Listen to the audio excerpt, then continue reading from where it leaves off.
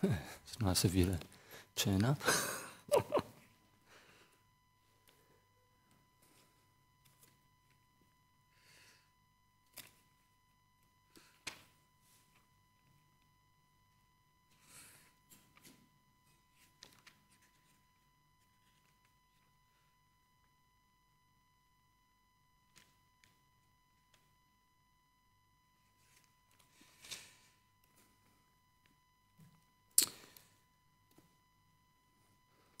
Okay, so this is Sutta 90 in the Majjhima Nikaya, the Kannakatthala Sutta. So that the main dialogue is involved with King Pasenadi, questions of Buddha, on omniscience, on caste distinction, and on the gods. So what I'll do is I'll move this. I won't race through it, but I'll just give you the opportunity to basically question anything at any time. It doesn't matter if it's like related or not. I'm more than happy to discuss your inquiries.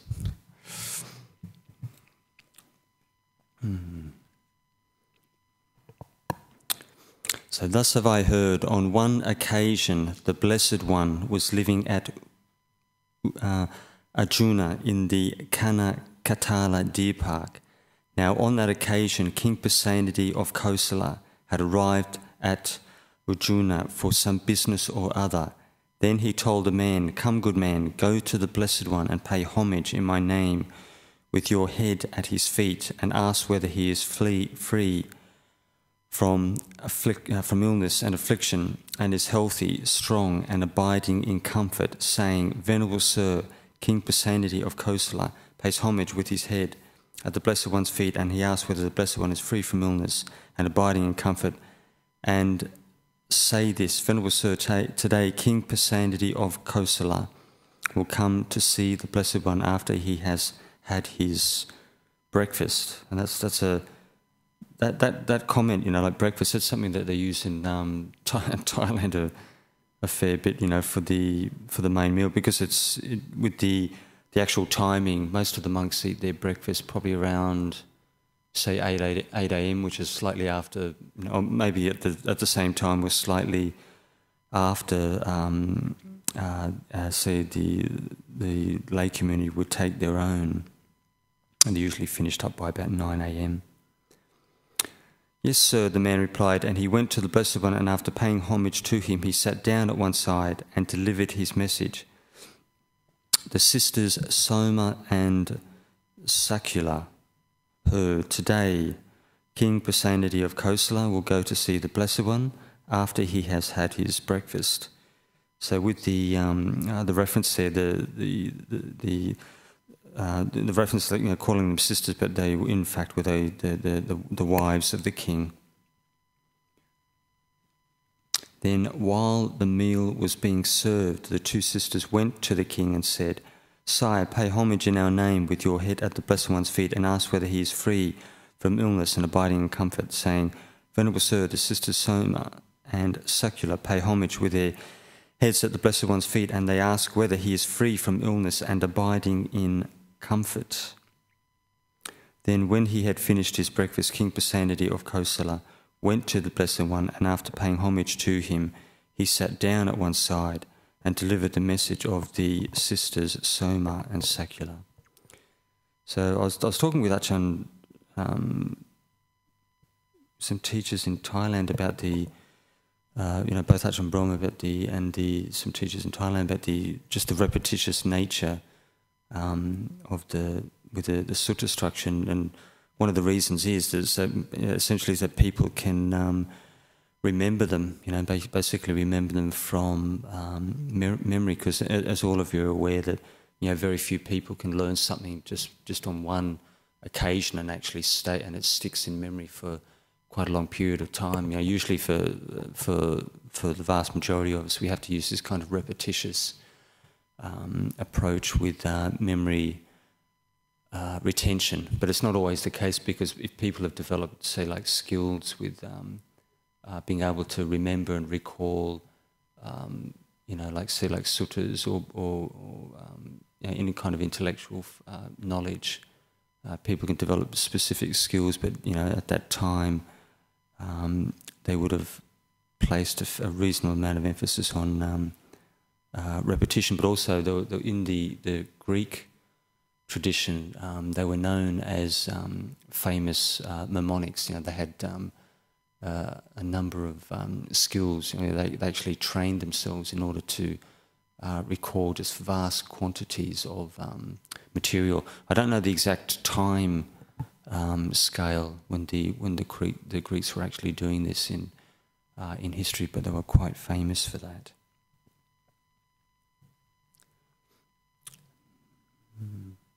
But great king, could the sisters Soma and Sakula find no other messenger?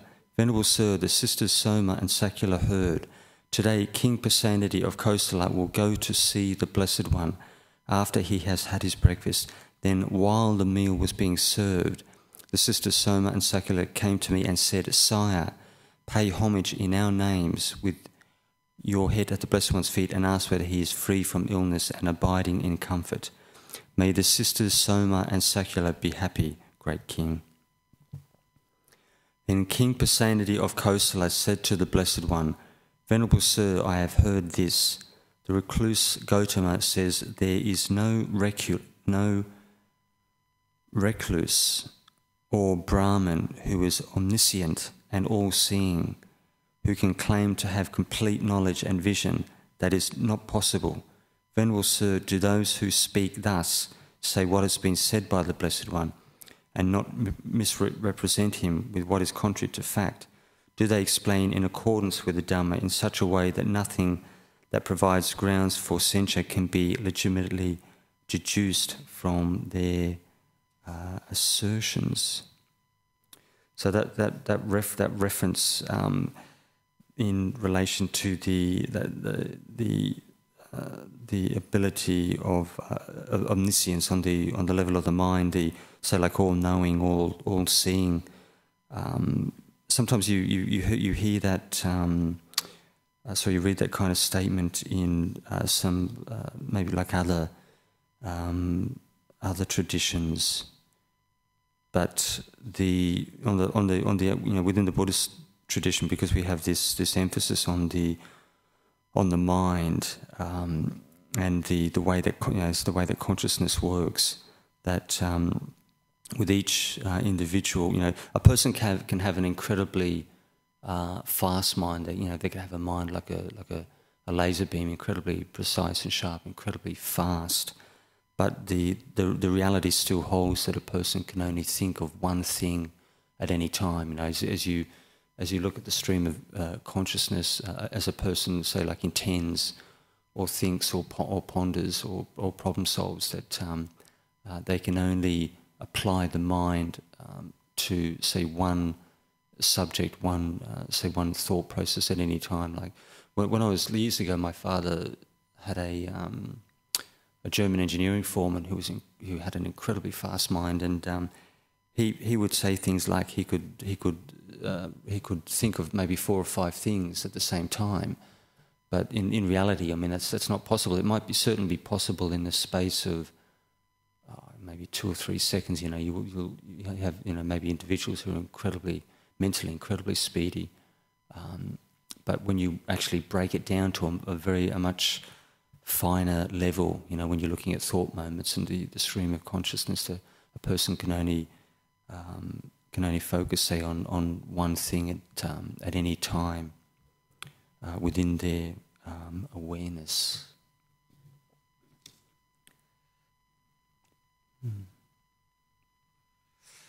Great King, those who speak thus do not say what has been said by me, but misrepresent me with what is untrue and contrary to fact. Then King Pasenadi of Kosala addressed General Widubhana, General, who introduced this story into the palace. It was Sanjaya Sai, the Brahmin of the Akasa clan. Then King Pasenadi of Kosala told the man, "Come, good man, in my name, tell Sanjaya, the Brahmin of the Akasa clan, Venerable Sir, King Pasenadi of Kosala calls you." Yes, sire, the man replied. He went to Sanjaya, the Brahmin of the Akasa clan, and told him, Venerable Sir, King Pasenadi of Kosala calls you. Meanwhile, King Pasenadi of Kosala said to the Blessed One, Venerable Sir, could something else have been said by the Blessed One referring to that, and the person understood it wrongly? In what way does the Blessed One recall making that utterance? I recall having actually made the utterance in this way, Great King. There is no recluse or Brahman who knows all, who sees all simultaneously. That is not possible. So there was also, let's see. Yeah, so there's also that reference there with the Anguttara Nikaya, like 4.24, that stroke 224. So where the Buddha said that he claimed to know all that can be sensed, heard, sensed, cognized. So within the five senses, being an assertion of omniscience in the sense of where the person has actually realized the dharma, not only say becoming an arahant, because even within, say, for example, within the Thai tradition, where you have teachers who have attained full purification of mind, you'll actually see grades, or what's the right word? Say like differences on the mental level between, say, one arahant and another. One arahant will, they're the same in the sense that they fully, you have full purification of mind, full removal of the defilements. The realization of dharma, because that realization of say nibbana, the unconditioned, occurs at every stage. The four stages, leading up to arahanthood. But as you move from stage to stage, you see an increase in the insight knowledge, and quite possibly an increase in the psychic range, psychic ability, powers.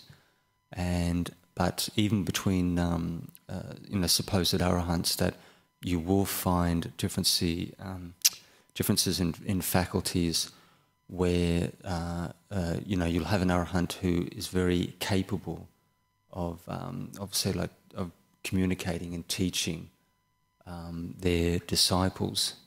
And they may have the personal qualities, the personality.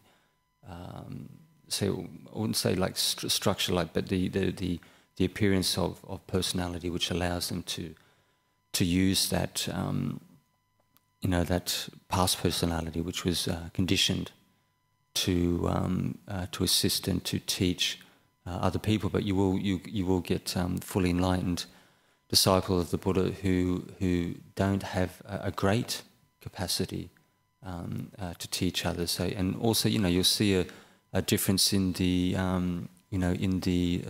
the wisdom range, and the ability to to connect with people, and the ability to actually guide them. So on the personal level, even though they all have full purification of mind, and they share in a number of say insight knowledges, all the essential insight knowledges connected to the four levels, but there's going to be say like character differences, different potentials when it comes to the say the teaching position, or even say the management position. There'll always be a minimum level of wisdom there, arising from just raw insight, and from the meditation practice in its sense, because even as arahants, you find the vast majority of them, they just don't put their feet up and take it easy and relax. You usually find they're quite energetic and quite dynamic, depending on the character. You may have some characters who are very reclusive, but some who seek to engage and teach people on a regular basis.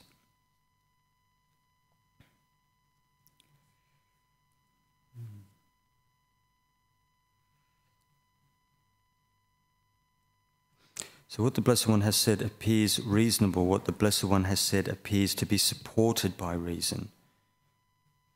So when you use that word reason in the sense of, say, like making sense and making sense within the essentially like the reality principle, because all of you are well aware. Don't be afraid to if you want to argue or bring up a point. But so when the thing is say accords with reason or accords with sense, that it's something which, in its essence, it accords with reality. If it makes perfect sense to you, you tend to find that it's quite close to the reality principle, the reality experience of an individual. Otherwise, the person can see the faults in the in a person, in the way maybe a person explains a particular topic or an aspect of Dharma. Because if you're talking about true Dharma principles, they should be foolproof. They should be. If you know your stuff, you should be able to. You don't even have to argue. You just you set forward what you're under. What, especially if you're attained. That person, then they really know what they're talking about.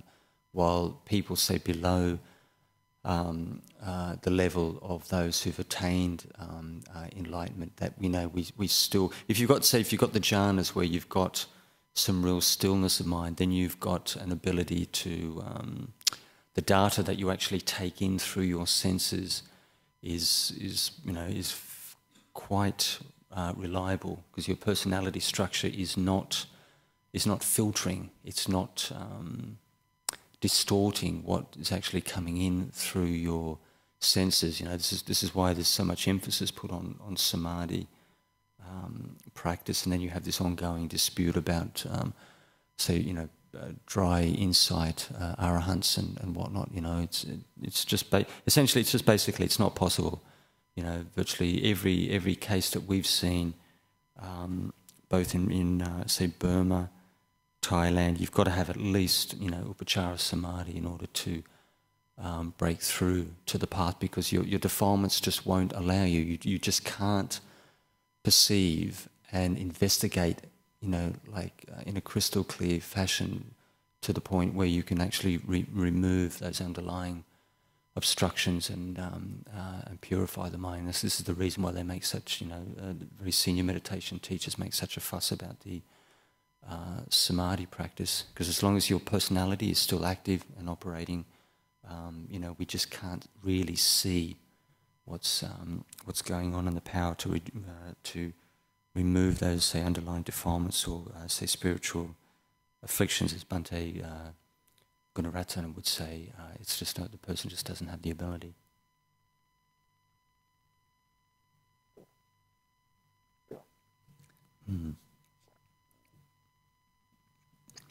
There are these 4 castes, Venerable Sir: the nobles, the Brahmins, the merchants and the workers. Is there any distinction or difference among them?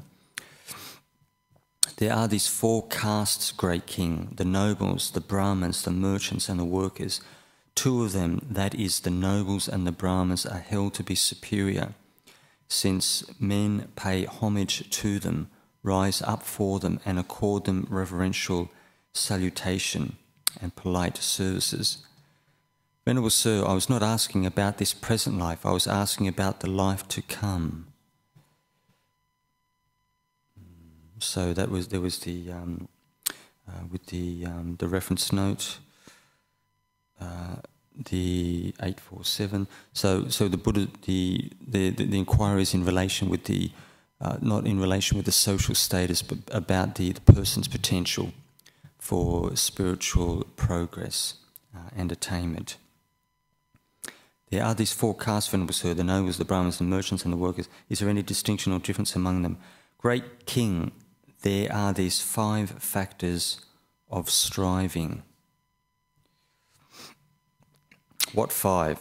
Here a bhikkhu has, or here a practitioner has faith. He places his faith in the Tathagata's enlightenment thus: the Blessed One is accomplished, fully enlightened, perfect in true knowledge and conduct.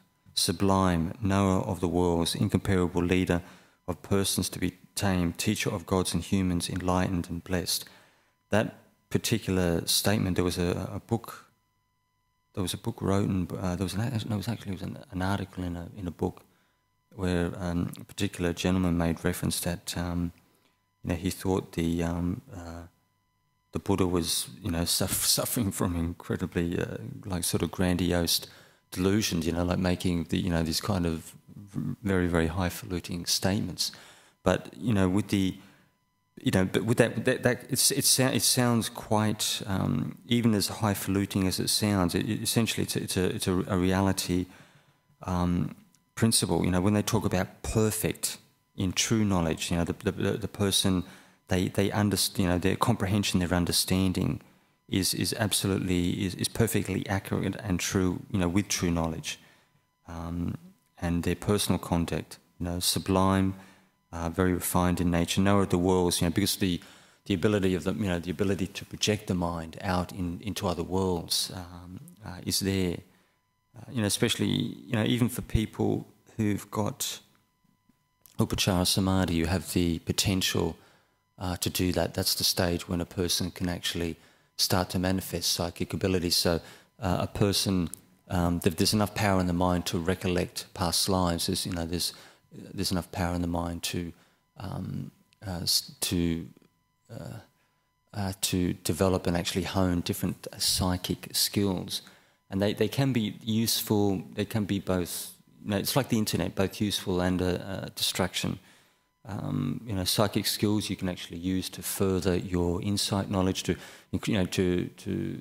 increase your knowledge base, to understand the karma of other beings, to see what's actually happening in the world, or to see what's happening in higher or lower realms. You can project your mind into these worlds and then learn what's actually happening in that time and space, and use that as your raw material for your reflection, for your wisdom practice. So if you actually apply it in the correct manner, you can generate, you can increase your wisdom faculty potential through the exercise of psychic power. But naturally, people can get distracted. They could spend excessive amount of time on like coming to know exactly what's actually going on in the world, around the world, in other realms, or even in say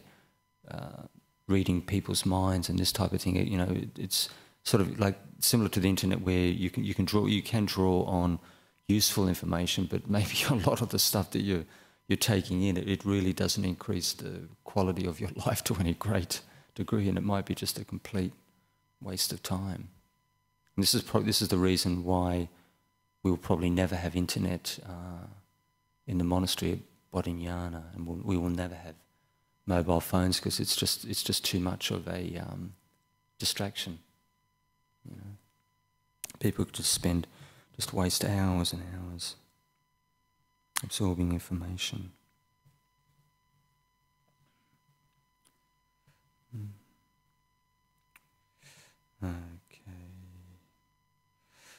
And then he is free from illness and affliction, possessing a good digestion that is neither too cool nor too warm, but medium, and able to bear the strain of striving. So this business with striving, and virtually anyone that you see, within the forest tradition, the person who has attained even the first stage of dharma as the Sotapanna, these people, they put forth, a lot of effort into their practice. Even with the case histories of people that we've heard or seen previously, the vast majority of people, they never do anything less than 5 to 6 hours on a daily basis, and that's just cruising. For some people like Ajahn, or even long Ajahn,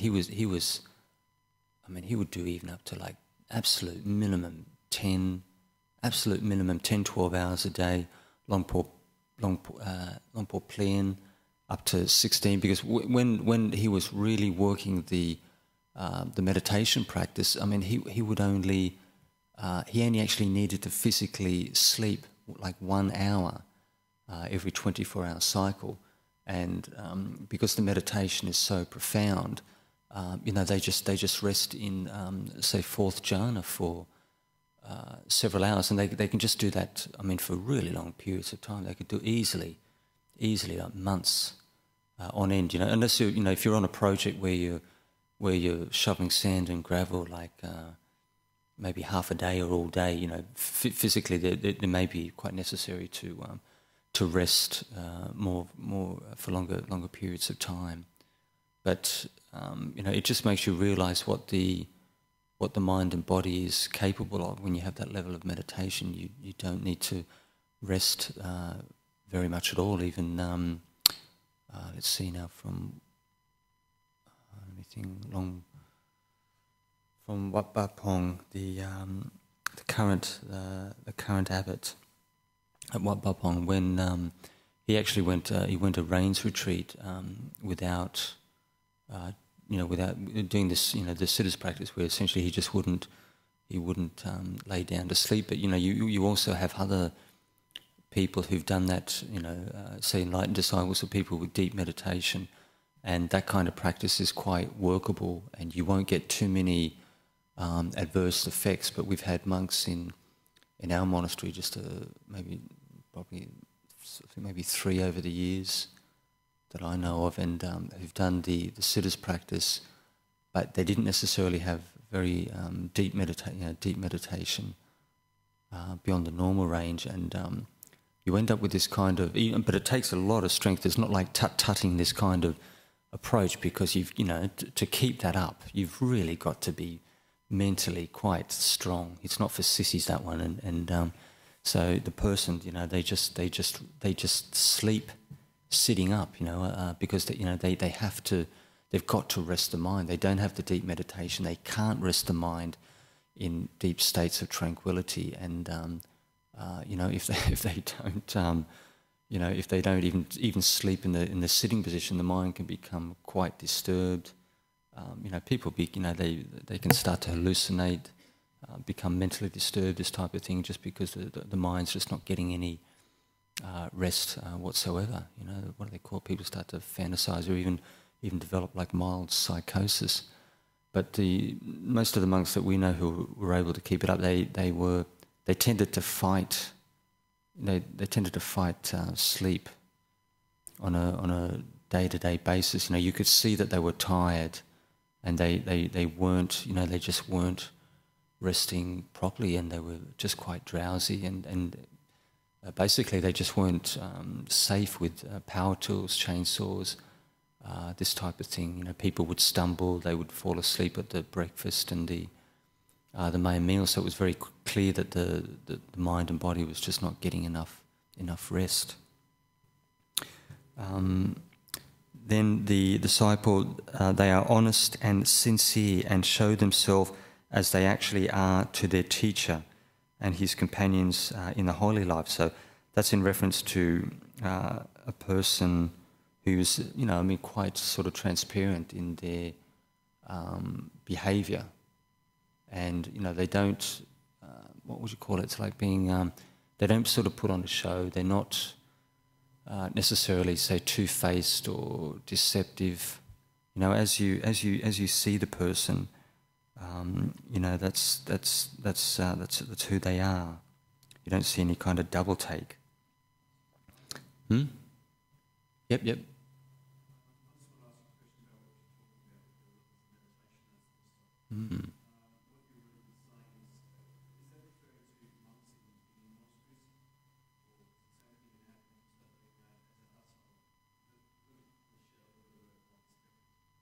Is that with the Suttas practice or general? Yeah, I mean, yeah. Those particular individuals were monks. They've probably been ordained for at least, say, 5 years plus. Say minimum 5 years up to 15. But the thing is, I mean, it's all well and good to do that particular practice.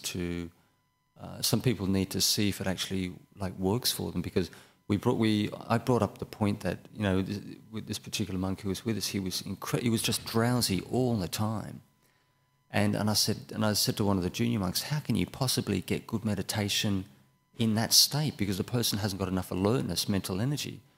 But that particular monk did speak to Ajahn Brahm about his practice, and he had got quite some very good states in the past.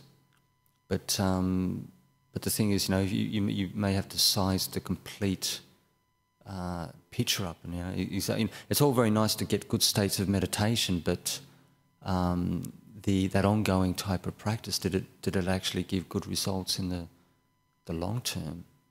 You know, not to say that the insight, you know, the meditation and the insight that he had was trifling. It may not have been the case, but if you see him years later, you know, maybe he's been doing that practice for, say, minimum 2, 3, 4 years, and they don't get any really substantial results, and you know, they're compromising their you know, their personal health and their, you know, and their safety to a degree, you know, in extreme situations.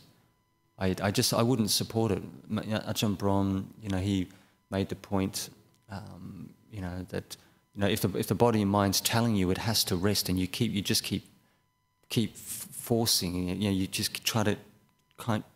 keep trying to sustain that practice, but it's absolutely crystal clear that you know you're just not getting enough rest, and you're not getting, you know, if you can get the jhanas with that kind of approach, I mean, all well and good, you know. I would, if I could be guaranteed of getting the jhanas, I mean, I would do it myself.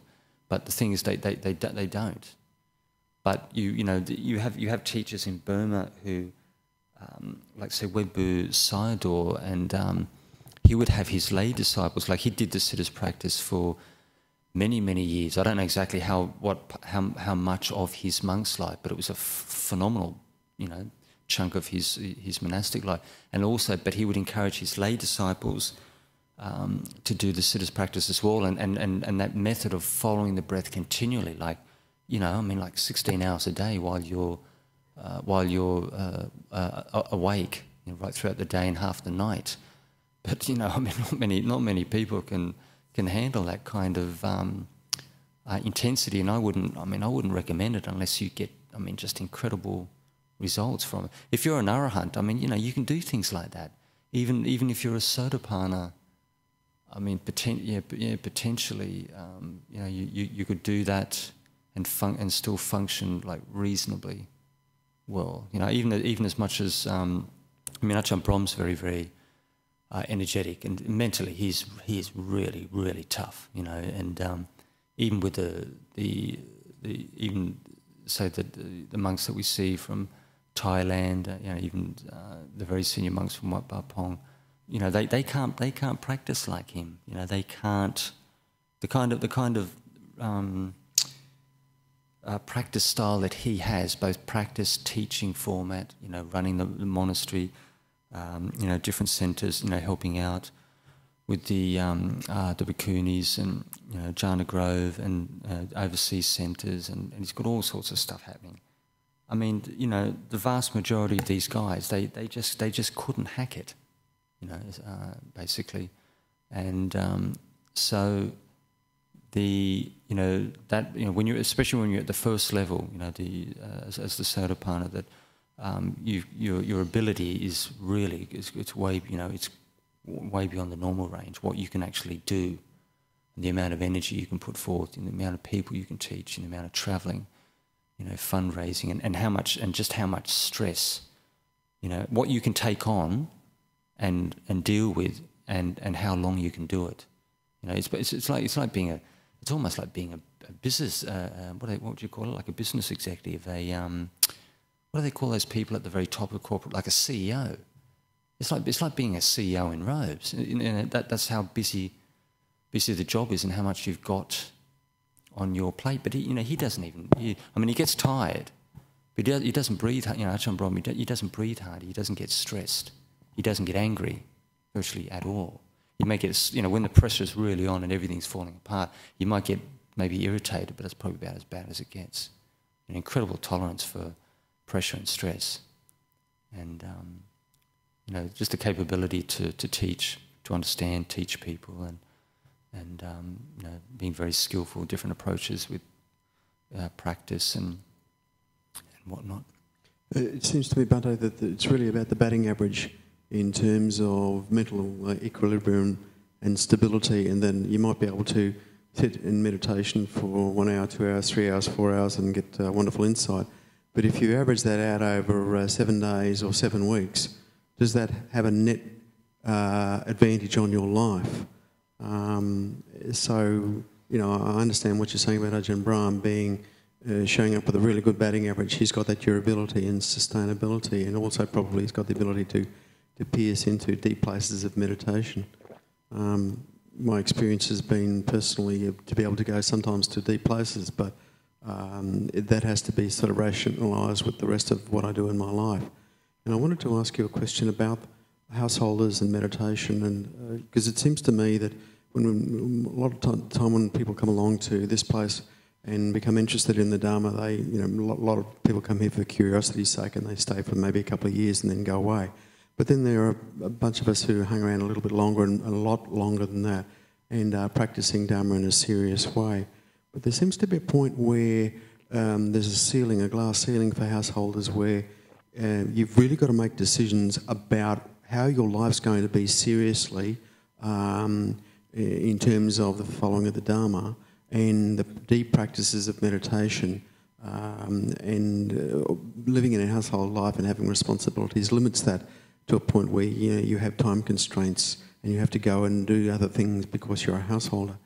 And I think that there's a point where householders get to where they have to make a serious decision whether they're going to alter their lifestyles in a very deep way to actually incline the mind and the lifestyle more towards being monk-like. In other words, their houses are quiet, they don't have helter-skelter. It's good if you've got rid of your kids, that's always good. Then there seems to be an opportunity to actually create conditions which then you can use to practice in a deeper level, and that leads around to my question that when you want to start sitting, I've noticed, for example, if I sit, you know, a couple of hours a day, which is what I sit average, okay, but if I up that up to 2 and 3 and 4 hours a day, you get a different, you drop up to a different gears, like changing gears psychically, energetically, and from then on you start to have very different personal experiences of the world.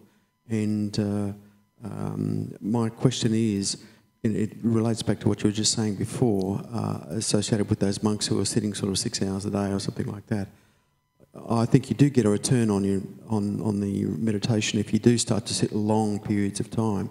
But it seems to me that it's almost impossible to do that if you don't make serious accommodations to the fact that the mind needs to be in a place of stillness. Can't be sort of, for example, sitting long periods of time and then going out and doing the shopping down at Coles. That is disastrous, you know.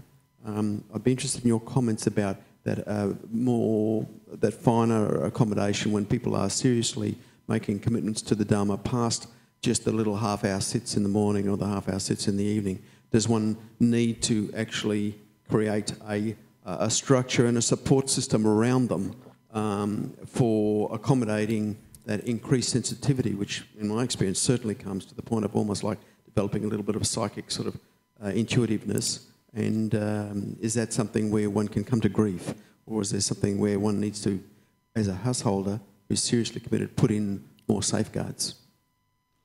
Yeah, with each person, they're well aware of their, especially with the nature of their home life, exactly what they've got on their plate as far as the their work, children and partner and any additional responsibilities. So it's like you know exactly what you have to deal with in your day-to-day life, and you're going to have lay disciples who are very focused and committed. And they may be able to, they're prepared to put effort into, increasing effort into meditation, chanting, study and the like. They might have a very well-rounded practice, covering different, all areas of Dharma practice. But it's like, you know yourself when you reach your workable limit. Because you've got your family, you've got full-time work. you can feel it. You know exactly how the high point, how far you can take it, how much meditation you can do. Because the thing is, if you're not there for your partner and kids, it creates conflict and problems. And so, each person, very, very individual. Each person knows they over time, as the months and 1 or 2, 3 years go by, they can feel exactly what's the extent of the range, how much practice, how much they can involve themselves within their dharma focus. But the thing is, you can get contradiction in terms, because we had a person connected to the monastery years ago, and the monks knew him quite well, and this guy was he was sitting absolute minimum 4 to 5 hours, every single day, and he was living in a very quiet place. I think it was way out the back of it was in the Armadale area, but up towards the foothills, a very, very quiet place. He wasn't working, and the monks said, look, you're just living so quietly, you're not working for a living, you're very, very interested in meditation, why don't you just come to the monastery and ordain? And his argument was that he felt that he would actually have less time in the monastery for his personal practice, because he was very much a meditator before anything else. And he felt, especially because with the Anagarika training, the guys are just so busy, just constantly, they're driving, they're helping out in the monastery on projects, doing this, that, and the other, and it's the busiest year of easily the first 5-7 years when people train themselves, and they spend half their time just running around for other people. And even when the guys that we've got, they hardly complain at all, amazingly. So with the lay disciple, you know exactly how far you can take your practice, but it depends on your level of personal commitment and how committed you are with your family. If you love your wife and kids, you can only allocate so much for Dharma practice, and you've got to give the rest to your family. You've got to work full time, and but you may reach a point. As you mentioned, having the kids off your hand, they're out of your hair, and possibly one's partner might give one permission to ordain and give it at least 1 or 2, 3 years, and then just see if it actually works out for you. For some people, it may not. For some people, it may be exactly what they need. They're prepared to give it 100%. And they're prepared to ordain for that. But yourself, there's a lot of variables at work there, and you have to weigh everything up. And it's not just yourself. It's your family, and possibly even friends and whatnot. Expectations within the family, especially if people are say multicultural. They could be Greek or Italian, and the parents they're dead against the son or the daughter, going to the Buddhist monastery and ordaining. So, you've got to have a number of things there. But I think the bottom line is you just weigh, the synopsis is you just weigh everything up, and then you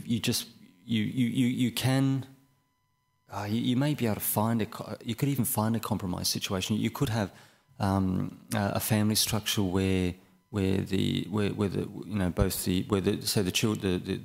younger ones, they're already at the teenage level, and one's partner actually gives one permission to go to the monastery for a full 12 months with no strings attached. So the person can commit themselves, and then they absolutely know for sure if they're ready to stay on for maybe 2, 3, 4 years. So it's very.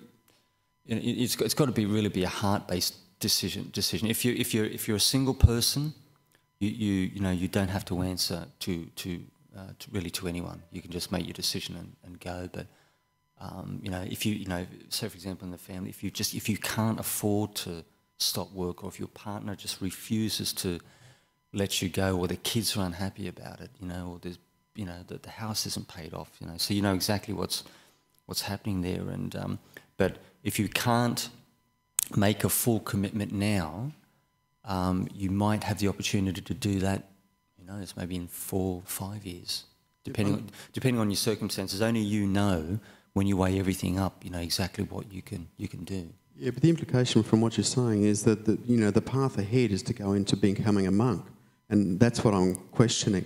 What I'm saying is the glass ceiling. Okay, if you live, like for example, my place is quieter than your monastery. I personally think it's quieter than your monastery,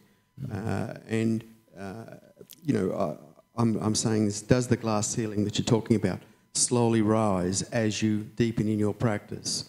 You may well end up joining a monastery or something like that, but the point about it is that may be a number of different options.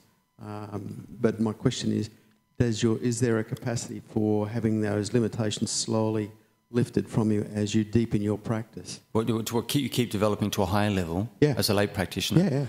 Yeah. As long as you've got the supporting conditions, like, you know exactly what obstructs your practice. You've only got to look inside your mind, and you can see what the things which actually slow you down or block you. So if those things, they're either not there or there to a small degree. If you put skillful effort into your practice, even if things are going crazy around you, you're still going to develop. Not as fast as if you've got pristine supporting conditions.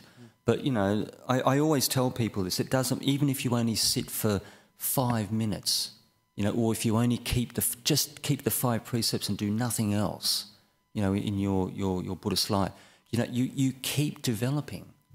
You're creating the conditions which are basically moving you further down the path. But because the path, it's not what's the right words? It's not like you just can't race. You just can't move. Very, very few people can move at an incredible speed. The vast majority of us, it's like we're just like we're plodding along. You can maybe maximise your potential, but I always see even people who come into the monastery, as the weeks go by, you see small changes, in their character, and every single scrap of effort you put forward in a wholesome way, it's going to get good results. Okay, so that will actually lift the glass ceiling every little bit of effort. You're definitely going to keep on the karmic level, on the level, karma and rebirth and spiritual development. As long as you apply your efforts skillfully in these different areas, whether it's knowledge, investigation, meditation, generosity, keeping the precepts to the best of your ability, or study, really studying the teaching in depth. You have to keep improving in all these different areas. It's not like you're just like crawling and stumbling along.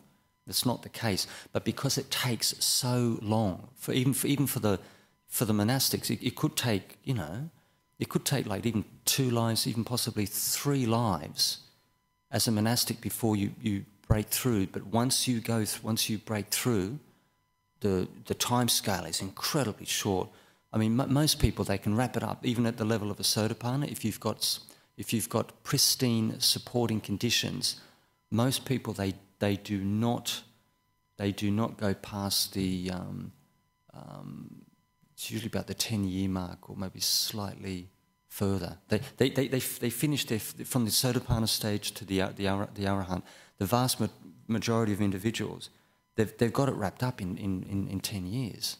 So, and even before that point, if you've got the jhanas, at least say for talking about very incredibly stable meditation, 1st jhana up to 4th jhana, and you really know exactly what you're doing with your practice, and you're doing 6 to 10 hours of practice, samadhi, reflection, virtually almost every day. Say absolute minimum 5 to 6 hours for a number of years.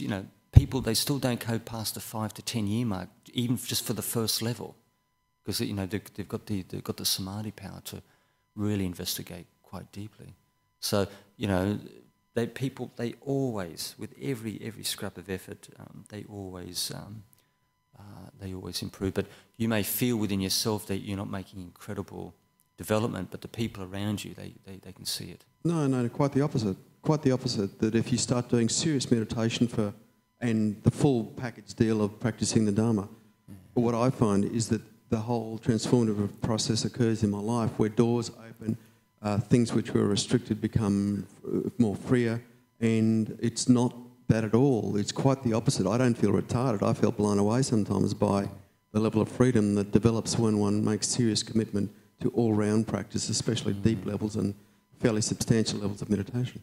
Yeah, it is. Yeah, absolutely, no doubt. But it is very subjective because I know. Sure, I know, that's what I was worrying about. Yeah, I know people who would do 3 to 4 hours of meditation a day with their lay practice, but they streamlined their lifestyle. But these people were still maybe a little bit like a bear with a sore head. They were still prey to anger. They're following this format for maybe 12 months and still an angry person. And and even on meditation retreat, sometimes people make comments to me that they feel that they're getting nowhere. I tell people essentially to just to keep yourself in a comfortable range. Even if you only do 3 hours, you're doing a 9-10 day retreat, even like 3 or 4 hours a day. But as long as you keep yourself in a comfortable range, because you find that the overall effects are better in the long run. People can push really, really hard and they can get very tense and uptight but it's quite painful. And most people, they can't take it. Even the monastics, if you get some of the monks doing 10 hours a day, they after doing that for like 1, 2, 3 weeks, most people, they can't stand it. They just don't have the underlying ability to practice at that. It's driven by willpower, Bhante, and the opposite of that, the other end of the polarity from that, I'm going to do it, is this whole thing where the mind inclines naturally towards stillness. And if there's a natural inclination towards sitting for 2 and 3 and 4 hours a day, that's a whole different ballpark. Yeah, as long as you feel, you see that you're getting good results, you're comfortable with it, you can sustain it on a day-to-day basis, all well and good. Because every person, they know their strengths, their limits. So each individual will see.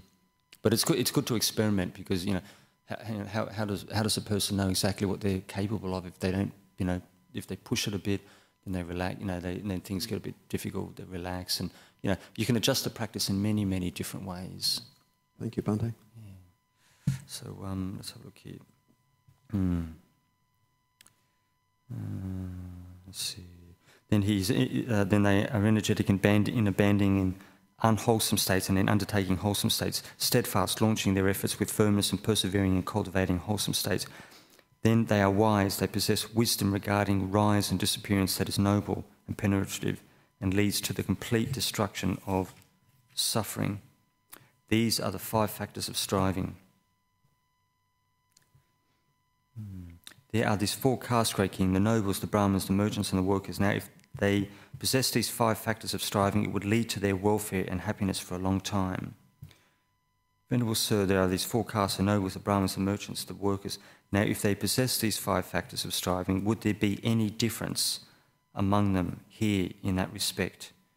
And naturally, there wouldn't be, when regardless of a person's status in society. You're working with on the level of the mind. The mind has different.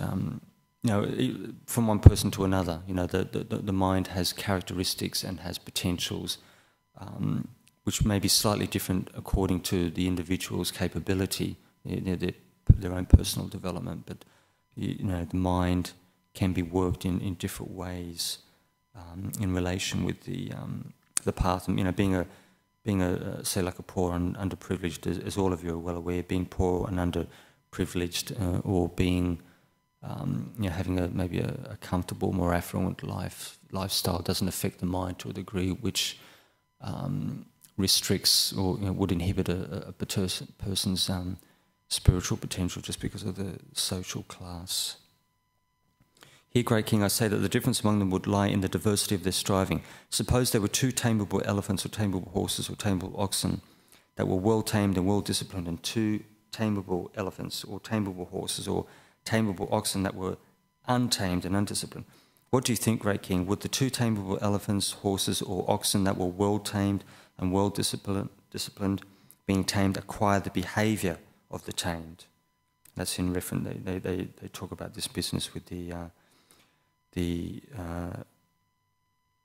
level of the when a person an enlightened disciple, they call the reference is like the grade of the tamed. The person's personal development is at the grade of the trained, the person who's really trained himself and realised those very, very high spiritual attainments.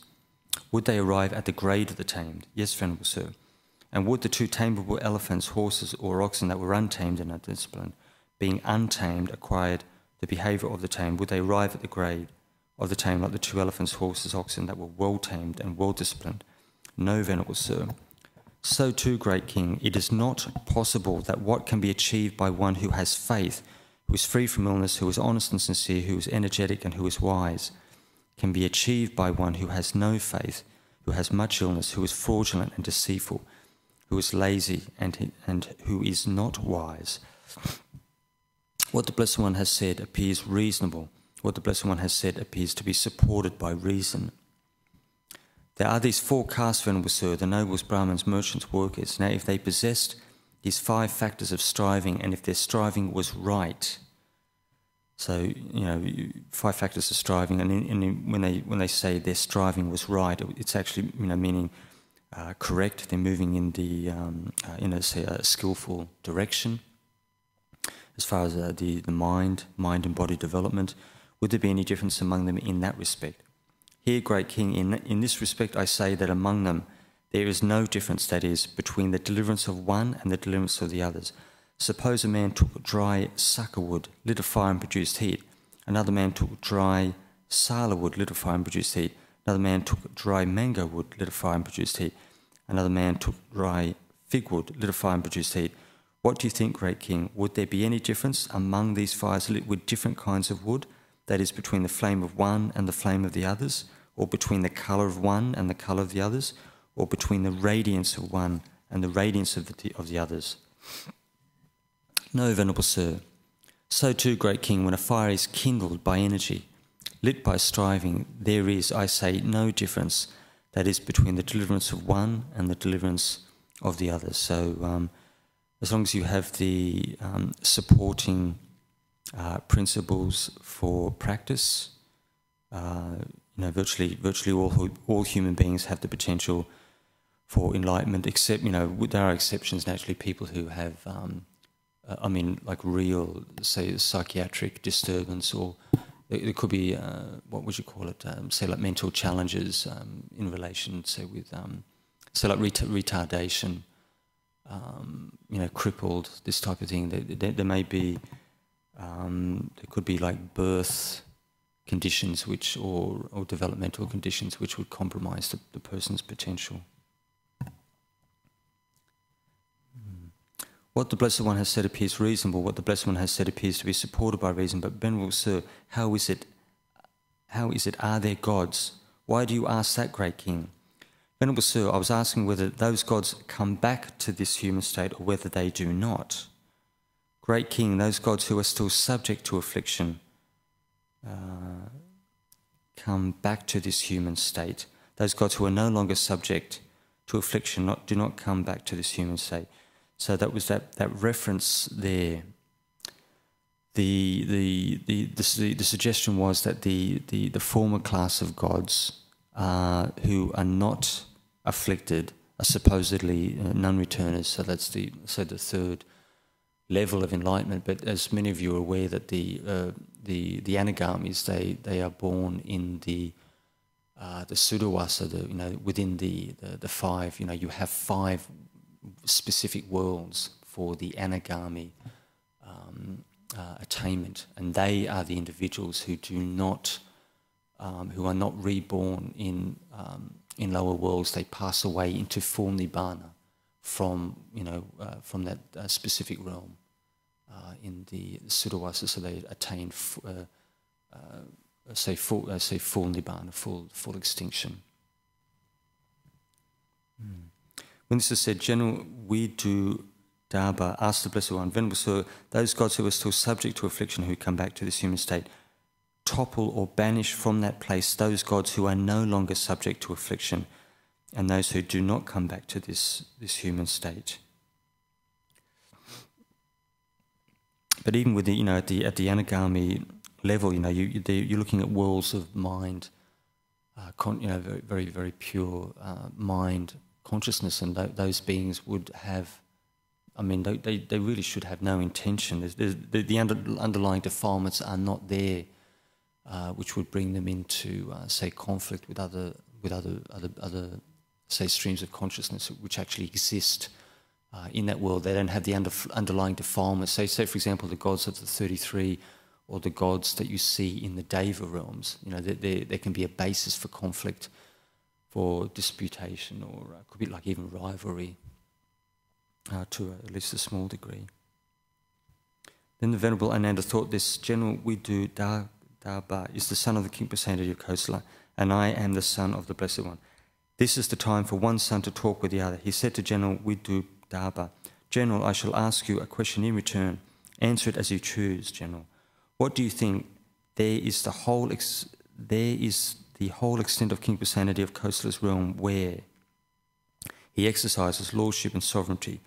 Now, can King Pasenadi of Kosala topple or banish from that place any recluse or Brahman, irrespective of whether that recluse or Brahman has merit or not, and whether he leads the holy life or not? He can do so, sire. What do you think, General? There is the whole extent that is not King Pasenadi of Kosala's realm, where he does not exercise lordship and sovereignty, nor can King Pasenadi of Kosala topple or banish from that place any recluse or Brahman, irrespective of whether that recluse or Brahman has merit or not, and whether he leads the holy life or not. He cannot do so, sir. General, what do you think? Have you heard of the gods of the 33? Yes, sir, I have heard of them, and King Pasenadi of Kosala has heard of them too. General, what do you think? Can King Pasenadi of Kosala topple the gods of the 33 or banish them from that place? Sir, King Pasenadi of Kosala cannot even see the gods of the 33. So how could he topple them or banish them from that place? So this whole business with the Deva Loka, that essentially people, they need the in a general sense, the psychic eye to have the ability to actually see these beings. You may have individuals who are born with a degree of psychic potential, but that particular individual, they don't get something for nothing. Anyone that you see who's got real potential in that area, you virtually guarantee that they've developed it in the past, and they've developed their meditation and their samadhi to the point where they were able to direct their mind in that way, to come and know and understand and see these things just through the power of their intention. When you have upachara samadhi, then you have the ability to do this kind of thing. And naturally, the power of the meditation, it's going to limit the extent, the range, how far you can take your mind with one particular psychic skill, and the number of psychic skills that you could actually work at that point in your life, if you were interested in that area. So too, General, those gods who are still subject to affliction and who come back to this human state cannot even see those gods who are no longer subject to affliction and who do not come back to this human state. So how could they topple them or banish them from that place? Then King Pasenadi of Kosala asked the Blessed One, Venerable Sir, what is this bhikkhu's name? His name is Ananda, great king. Ananda, joy. He is indeed, Venerable Sir, and Ananda, he appears what? The Venerable Ananda has said appears reasonable. What he has said appears to be supported by reason. But Venerable Sir, how is it? Are there Brahmas? Why do you ask that, great king? Venerable Sir, I was asking whether those Brahmas come back to this human state, or whether they do not. And as many of you are aware in the Suttas, that for beings who are born above the human realm, whether it's the Deva Loka or the Brahma Loka, the vast majority of those beings, when they fall from that state and they take rebirth, the vast majority are reborn below the human world. It's actually, not saying I know, but it's actually it's in the sutta. It's a sutta rendering. They fall below the human world because you can't.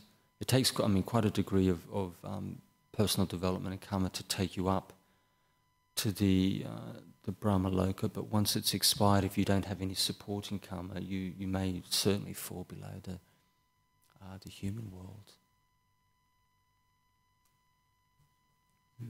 Yep.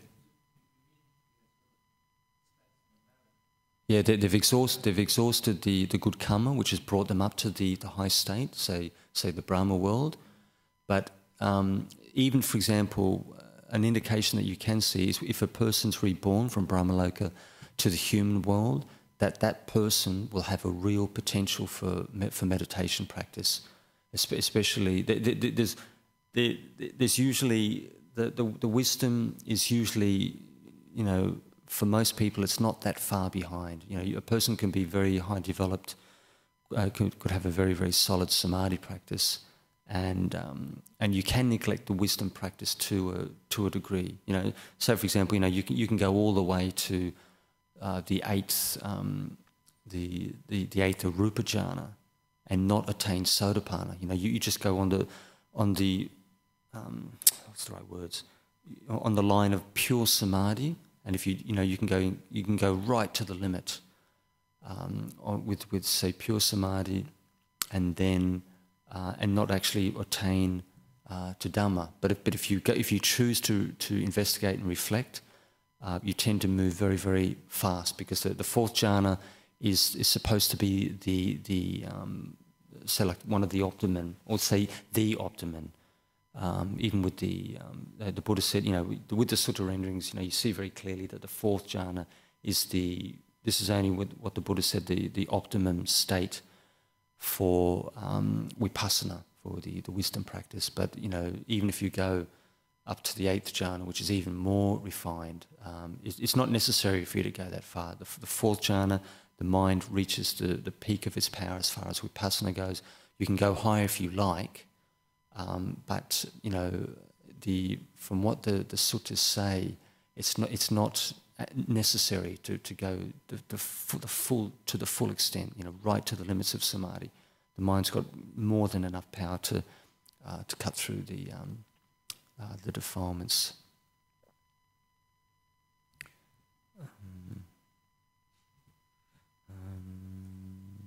Then a man announced to King Pasenadi Kosala, "Great King Sanjaya, the Brahmin of the Akasa clan, has come." King Pasenadi of Kosala asked Sanjaya, the Brahmin of the Akasa clan, "Brahmin, who introduced this story to the palace?" "Sai, it was General Vidubhada." General Vidubhada said, "Sai, it was Sanjaya, the Brahmin of the Akasa clan." Then a man announced to King Pasenadi of Kosala, "Sai, it is time to depart."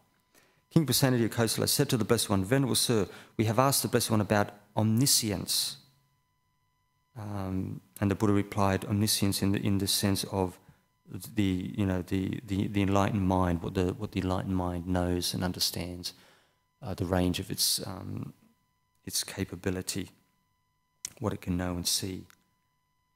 And the Blessed One has answered about omniscience. We approve of and accept that answer, and we are satisfied. We have asked the Blessed One about purification in the four castes, and the Blessed One has answered about purification in the four castes. We approve of and accept that answer, and so we are satisfied. We have asked the Blessed One about the gods, and the Blessed One has answered about the gods. We approve of and accept that answer, and so we are satisfied. We have asked the Blessed One about the Brahmins, and the Blessed One has answered about the Brahmins. We approve of and accept that answer, and so we are satisfied. Whatever we asked the Blessed One, that the Blessed One has answered, we approve of and accept those answers, and so we are satisfied. And now, Venerable Sir, we depart. We are busy and have much to do. Now is the time, Great King, to do as you think fit. Then King Pasenadi of Kosala, having delighted and rejoiced in the Blessed One's word, rose from his seat, and after paying homage to the Blessed One, keeping him on his right, he departed. Are there any questions at all? Any?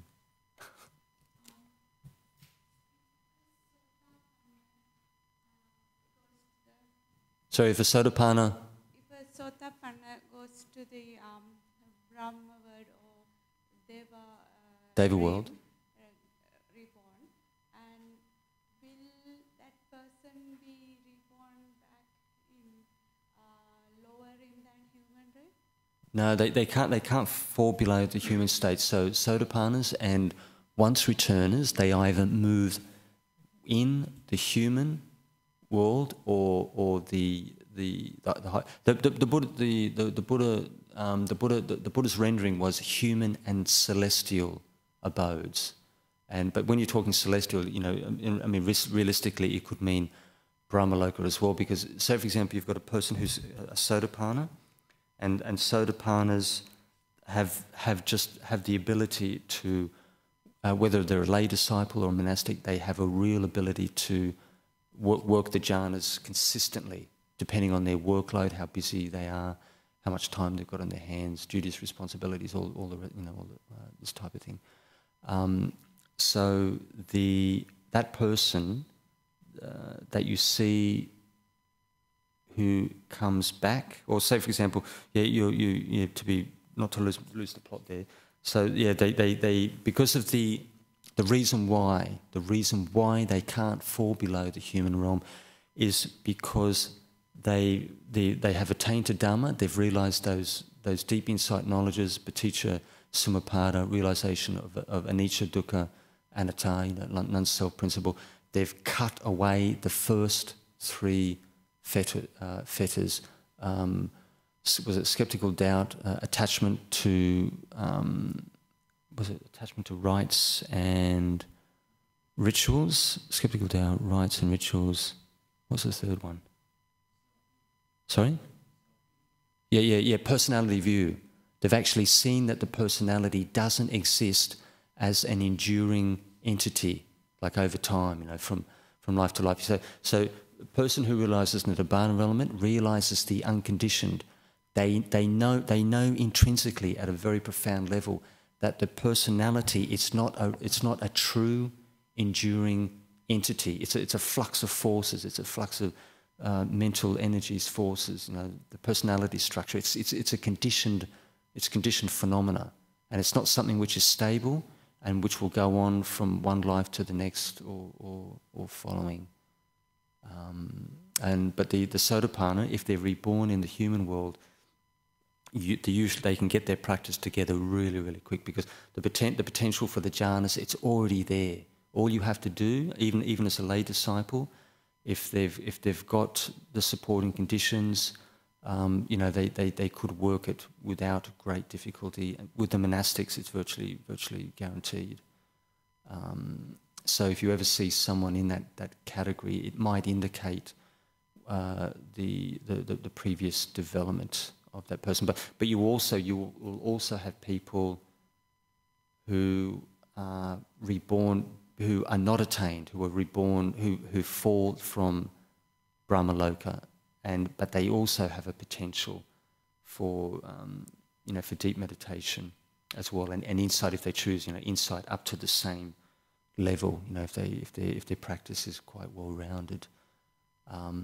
But the underlying, when you look at the faculties, the faith, energy, mindfulness, samadhi, wisdom, with the Sotapanna, they are really pronounced.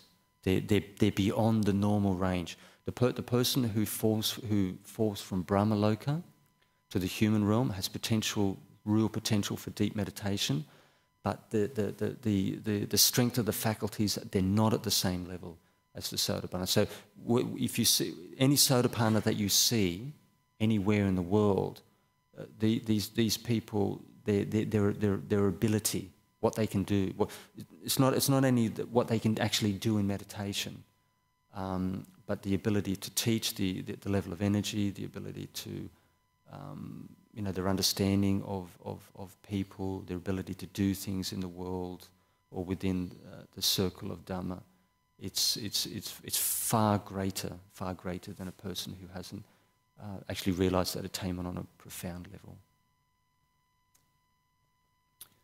Did anybody have anything else? This lady.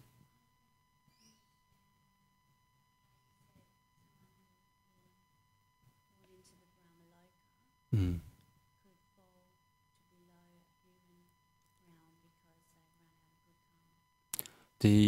Well, not to say that I know psychically, but the Buddha stated in the Suttas, he said the vast majority of even beings in the Deva Loka, Brahma Loka, the vast majority of those beings, they fall below the human realm, and the reason they fall below the human realm is because they haven't got the supporting karma, supporting good karma, which will eventually stabilise them in the human realm.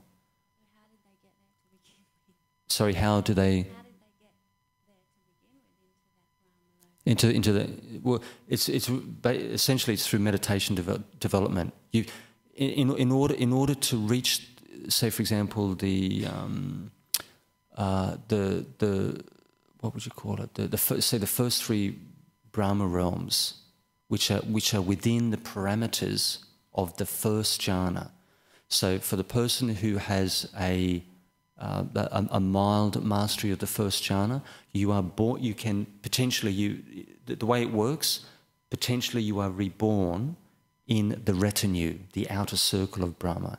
If you have a middle degree of mastery with the first jhana, you are born within the circle of Brahma's ministers, of the Mahabrahma, the great Brahma, who is the top, the number one honcho in that being. He's the top-ranked being who was reborn in that world with the birth story. And then when you have the full mastery of the first jhana, you are reborn as Mahabrahma. But the thing is, you can be reborn as Mahabrahma in another world, in another space and time. You can have I can't think of the supporting suttas. You can check this one with Ajahn Brahmani because he's done an incredible amount of study. But I'll look this one up. You can have different worlds in time in space, both time and space, where you can have beings who've attained to the state of Mahabrahma in their own specific world, with their own abiding with the lower classes of beings in these worlds. So with the cosmology, it's incredibly precise as far as when we talk about natural law, dimensions and energies and whatnot.